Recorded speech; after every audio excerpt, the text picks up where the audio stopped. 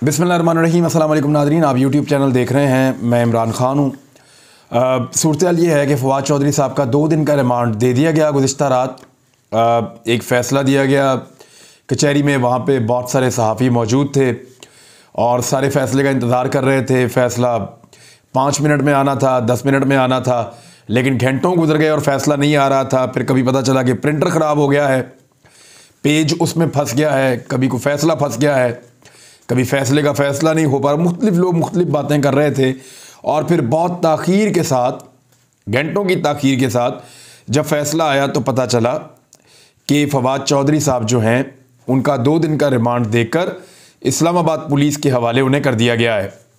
फ़वाद चौधरी साहब ने भी बयान दिया, इमरान ख़ान साहब ने भी स्टेटमेंट दिया है इसी हवाले से, और कुछ अहम चीज़ें हैं मैं आपके साथ शेयर कर देता हूँ, लेकिन कुछ ऑब्ज़र्वेशंस हैं वो ज़रा आप देख लें। एक तो ये है कि फ़वाद चौधरी साहब को जैसे कचहरी में पेश किया गया, एक तो इस्लामाबाद हाई कोर्ट से, लाहौर हाई कोर्ट से बहुत सारी उम्मीदें वाबस्ता की गई थी लोगों की जानिब से, और ब्रेक से पहले एक केस काबिल समाअत था और ब्रेक के बाद फिर वो काबिल समाअत नहीं था। जो दरख्वास्त थी वो हमने देखा कि वो खारिज हो गई। मैं ख़ुद इसी उम्मीद पे लाहौर हाई कोर्ट पहुँचा कि मैं देखता हूँ कि ये निज़ाम जो है, अदालती निज़ाम, ताकतवर लोगों के ख़िलाफ़ किस तरह से हरकत में आता है और किस तरीके से जो है वो आईजी को जवाब देना पड़ेगा अदालत के अंदर। लेकिन फिर मैंने देखा कि अदालत को आईजी ने मुतमईन कर लिया और अदालत मुतमईन हो गई और फिर केस जो है वो खारिज भी हो गया। हालांकि जब अदालत ने कहा था कि फ़वाद चौधरी को अदालत में पेश किया जाए तो उसके बाद 3 घंटे तक फ़वाद चौधरी साहब लाहौर में ही थे और फिर लाहौर से लेकर उनको इस्लामाबाद पुलिस निकली और इस्लामाबाद चली गई। उनको लाहौर में बहुत मरतबा लोगों ने बताया, सहाफ़ियों ने बताया, लोगों ने बताया, पॉलिटिकल वर्कर्स ने बताया कि जी अदालत ने बुलाया, लाहौर हाई कोर्ट ने, वहाँ लेकर जाना है मुलजिम को, लेकिन किसी ने कोई बात नहीं सुनी। और इस चीज़ पे हमें ऐसा लगता था कि अदालत तौहीन अदालत लगा देगी, हमें ऐसा लगता था कि अदालत इस बात को माइंड करेगी, लेकिन फिर अदालत मुतमईन होगी क्योंकि आईजी साहब ने जाकर वहाँ पे बताया कि उनके मोबाइल के सिग्नल्स नहीं आ रहे थे। इसकी वजह से आईजी साहब जो हैं वो, उनको पता नहीं चला और वो पेश नहीं कर पाए फ़वाद चौधरी साहब को। तो वो अब पंजाब में नहीं है, ना वो लाहौर पुलिस की कस्टडी में है, ना वो पंजाब पुलिस की कस्टडी में है। आईजी इस्लामाबाद फिर आई ही नहीं और ये केस जो है वो खारिज हो गया और मामला ख़त्म हो गया लाहौर हाई कोर्ट की हद तक। फ़वाद चौधरी साहब को जो कचहरी में पेश किया गया इस्लामाबाद में, उसके मनाज़िर जब हमने देखे तो बड़ा अजीब लगा। हमने कुलभूषण यादव को देखा और उसका इंटरव्यू भी सुना, फिर हमने अभिनंदन को देखा और उसने कहा कि मेरे साथ बड़ा अच्छा सलूक रखा गया पाकिस्तान के अंदर, मैं पाकिस्तान की कैद में हूँ।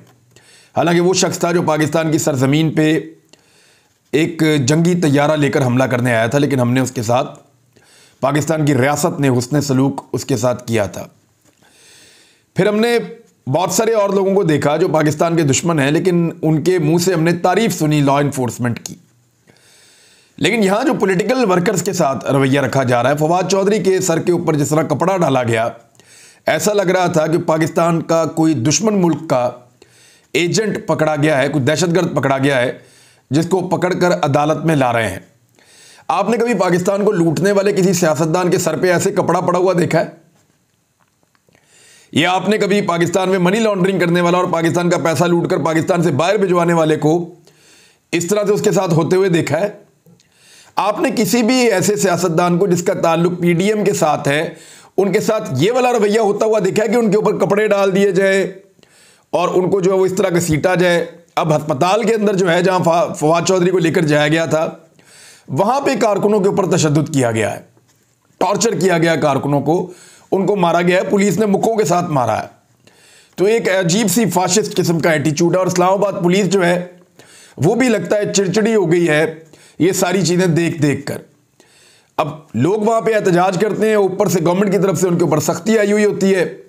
वो बेचारे पुलिस वाले भी क्या करें, उन्होंने अपना काम करना है, उनके ऊपर से सख्ती, लगातार दबाव उनके ऊपर आ रहा है। उनके अफसरान उनको बार बार बोल रहे हैं, अफसरान को आपको पता है जहाँ से टेलीफोन आ जाते हैं उनको बेचारों को अपनी नौकरी की पड़ जाती है। तो इस तरह जो एक फाशिस्ट किस्म का एटीट्यूड है वो नीचे तक जा रहा है। फवाद चौधरी को जिस तरह लाया गया उसके ऊपर बड़ी तनकीद की गई, लेकिन फवाद चौधरी साहब खुद जिस तरह आए उसके ऊपर बड़ी तारीफ की गई। यानी वो डटे हुए नजर आए, हथकड़ियों के बावजूद वो हिम्मत हारे हुए नहीं थे और उन्होंने अपने केस के अंदर बड़े खुल के वहां पे ना सिर्फ बात की बल्कि अदालत के अंदर मुकालमा भी किया। फवाद चौधरी ने कहा कि मेरी बातें गलत कोट की गई हैं, मुझ पर मुकदमा बनता ही नहीं।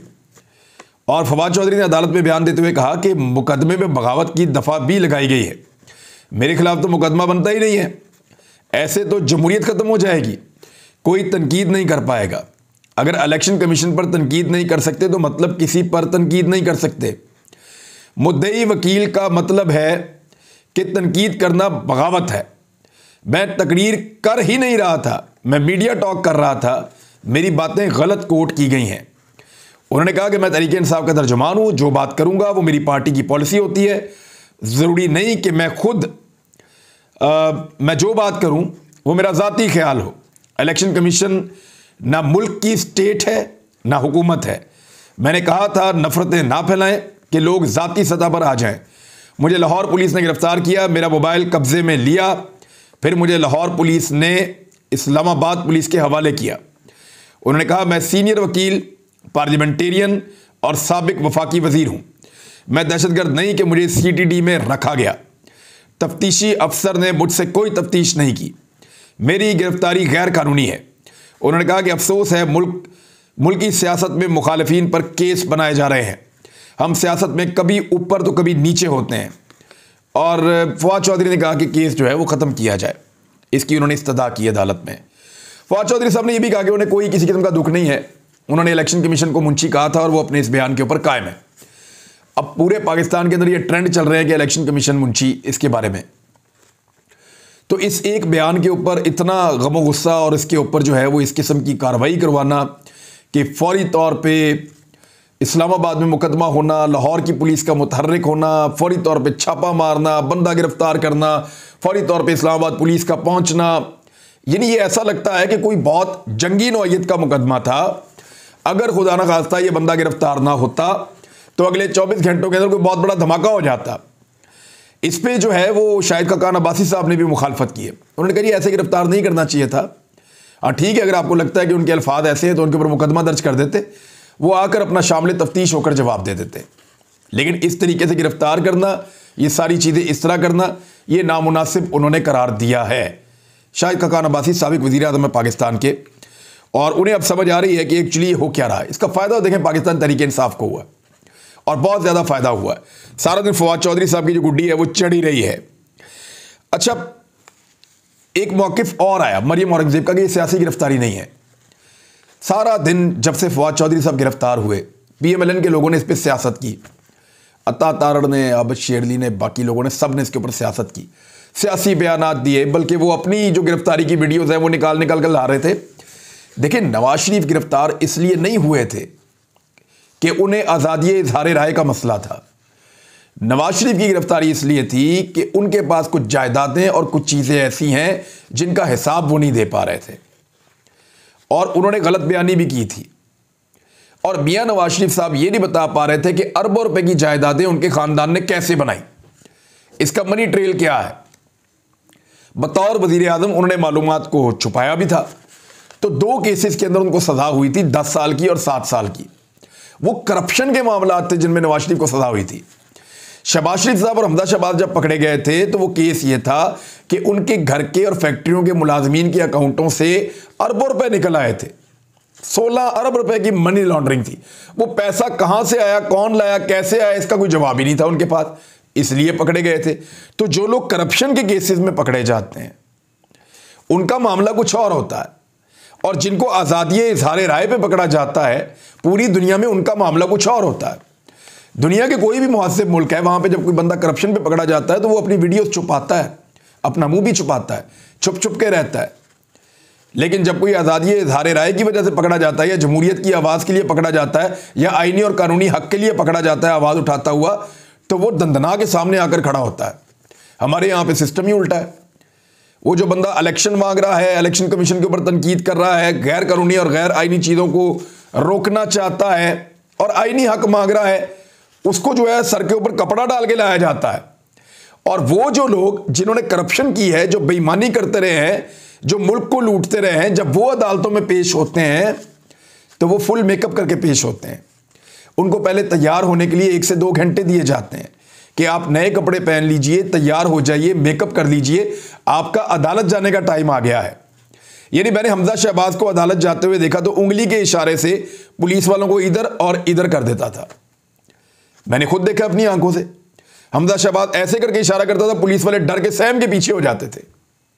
और यहां पे पुलिस वाले लोगों को मार रहे हैं, पकड़ रहे हैं। तो इस बात को समझिए कि वो जो एक खबर आई थी कि जनरल कमर जावेद बाजवा की हमायत शरीफ खानदान के साथ थी और उन्होंने ही सलमान शहबाज को पाकिस्तान से बाहर निकाला था, तो फिर आप समझ जाइए कि क्यों शरीफ खानदान गिरफ्तारियों में भी इतना इंजॉय करता था।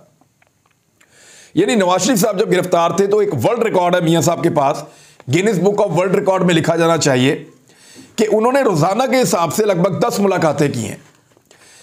यानी दुनिया की तारीख के अंदर किसी कैदी को इतनी ज्यादा मुलाकातों की इजाजत नहीं दी जाती जितनी मुलाकातें नवाज शरीफ साहब ने की हैं। मौजा ही मौजा।